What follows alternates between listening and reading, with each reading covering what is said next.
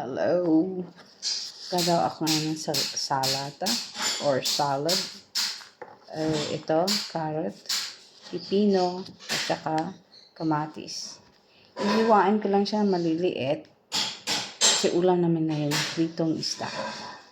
Ang carrot kasi masarap to ilagay sa salad. Lagyan mo lang siya ng suka, lemon, olive oil, at saka asin.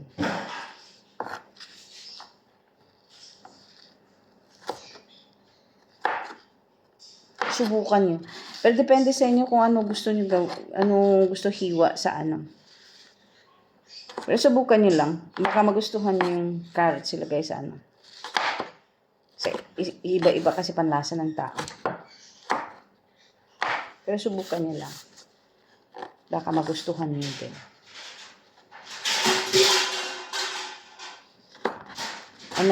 Yung salad ko pang 3 tao lang to. Kasi 3 lang sila kakain dito.